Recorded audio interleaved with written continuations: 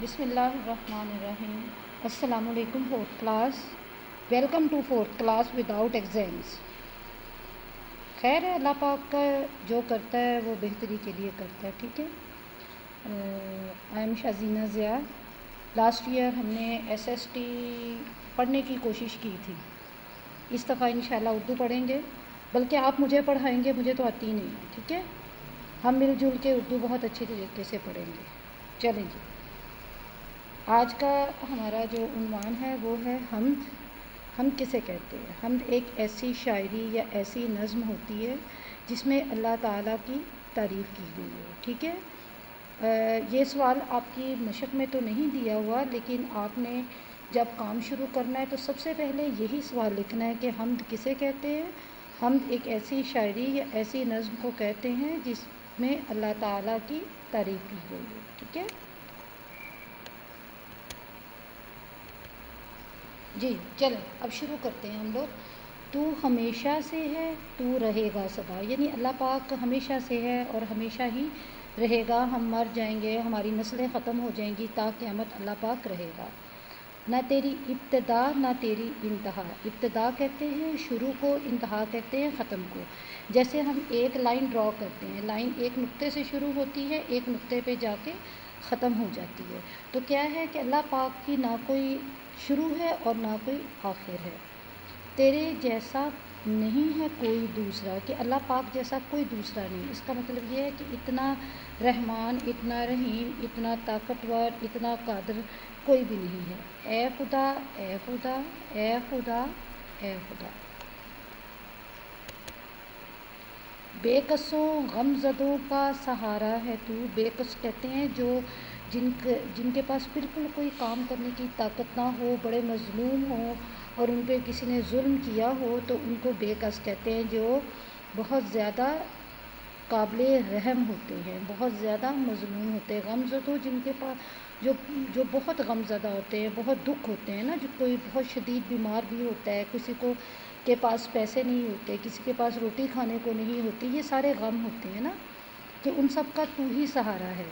ڈوبتی کشتیوں کا کنارہ ہے تو، یعنی کہ جب انسان کسی مصیبت میں پھنس جاتا ہے تو اللہ پاک ہی اس کو کنارہ دینے والا ہے، کہ ڈوبتی کشتی کے جو شخص شدید مصیبت میں ہو، شدید غم میں ہو، تو اللہ پاک کیا ہے، اس کو کنارہ دیتے ہیں، اس کو سہارا دیتے ہیں، ٹھیک ہے۔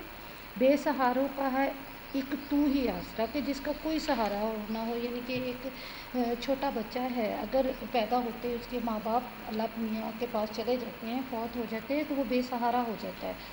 تو کیا ہے کہ اللہ پاک اس کو پالتے ہیں، اللہ پاک اس کو رزق دیتے ہیں، اللہ پاک اس کو خوشیاں دیتے ہیں۔ تو کیا ہے، بے سہاروں کا ہے ایک تو ہی آسرا، آسرا یعنی مددگار، سہارا۔ اے خدا، اے خدا، اے خدا، اے خدا، ٹھیک ہے۔ اپنا آقا ہے تو، ہم ہیں بندے تیرے، کہ تو ہمارا مالک ہے۔ تو جیسے ایک آپ لوگوں کے گھروں میں میڈ کام کرتی ہوگی، آپ اس کا آقا ہیں اور وہ آپ کی میڈ ہیں، نوکر ہیں، ملازم ہیں۔ اسی طرح اللہ پاک شہنشاہ اعظم ہیں، پوری دنیا کے وہ بادشاہ ہیں اور ہم سب ان کے بندے ہیں۔ بندے سے مراد ہے اس کے تابع دار ہیں، اس کے اوبیڈینٹ ہیں۔ نیک کاموں کے کرنے کی توفیق دے، اے اللہ ہمیں نیک کام کرنے کی توفیق دے، یعنی ہم وہ کام کریں جس میں تیری خوشی شامل ہو، جس میں تیری مخلوق کی مدد شامل ہو، ہمدردی شامل ہو۔ سیدھی راہ پر چلا ہے تو ہی رہنما، اے اللہ، یعنی اب یہ شاعر اللہ پاک سے دعا کر رہا ہے کہ اے اللہ مجھے ایک ایسی راہ پر چلا جو سیدھی ہو، جس پہ تو راضی ہو، اور میں ایسے کام کروں جس سے تو راضی ہو اور جن کا تو نے حکم دیا ہو۔ تو ہی رہنما، رہنما کہتے ہیں راستہ دکھانے والے، ٹھیک ہے۔ اے خدا، اے خدا، اے خدا، اے خدا۔ جی اچھا، اب ضمیہ کام آ گیا۔ ضمیہ کام سے مراد ہے کہ آپ کے ذمے لگایا گیا کام۔ آپ نے اسٹوڈنٹس یہ کام آپ نے اپنی اردو کی نوٹ بک پہ کرنا ہے۔ کس پہ کرنا ہے؟ اردو کی نوٹ بک پہ، جو ہر پیر والے دن آپ سبمٹ کروائیں گے چیک کرنے کے لیے، ٹھیک ہے۔ لوز شیٹ پہ کام نہیں کرنا جیسے پہلے آپ لوگوں نے کیا ہے۔ अब आपका काम क्या है, मंदरजा झैल सवालात के जवाब लिखें। सवाल नंबर 1 है कि बेकसों गमज़दों का सहारा कौन है। अब आप क्लास 3 में आ गए हैं, ठीक है। अब आप ज़रा सवाल जो है सवाल का जवाब कम्प्रीहेंसिव लिखेंगे, मीन्स के अच्छी तरह से सवाल का जवाब लिखेंगे। अब इसका जवाब ये है कि बेकसों और गमज़दों का सहारा अल्लाह ताला है, ठीक है। सवाल नंबर 2 है, डूबती कश्तियों का सहारा है तू से क्या मुराद है। डूबती, अब आप देखें कि आपके सवाल का तकरीबन आधे से ज़्यादा जवाब आपके सवाल में मौजूद है।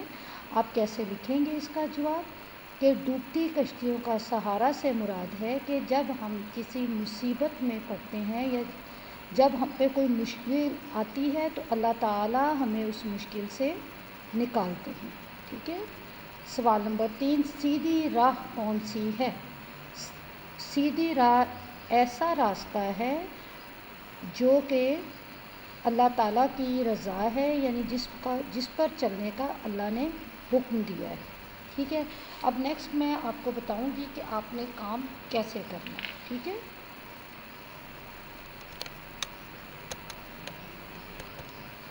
जी, ये आपकी नोटबुक का मैंने पेज लिया है, उसका स्क्रीनशॉट लिया है। आपने इसकी दोनों साइड्स पे मार्जिन लाइन ड्रॉ करनी है, ठीक है। आपने इस एरिया में और इस एरिया में कुछ भी नहीं लिखना, जो कुछ लिखना है इस सेंटर वाले हिस्से में लिखना है। This and this area is not your writing area, okay. अब कैसे लिखना है मैं आपको बताती हूँ। देखिए, ये मैंने एक सवाल का जवाब लिखा है, आपने दोनों साइड पे मार्जिन लाइन ड्रॉ की है और यहाँ आपने तारीख लिखनी है जिस तारीख को आप काम कर रहे हैं। उन्वान लिखना है हम्द। सवाल नंबर 1,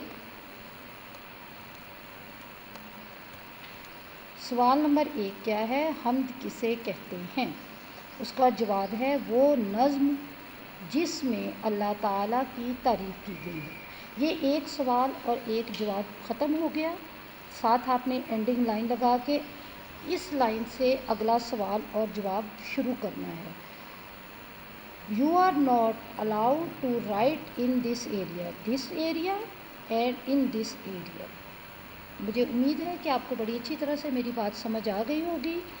आपने अपनी नोटबुक पे उर्दू की जो नीट नोटबुक है, जो क्लास वर्क के लिए और होमवर्क के लिए आपने ली है, उस पे आप काम करेंगे और हर मंडे को आप, जब तक समर वेकेशंस नहीं होती, आप मंडे को मिस निदा को आर्ट रूम में सबमिट करवा के जाएंगे। Is it clear? ओके, अल्लाह हाफिज़।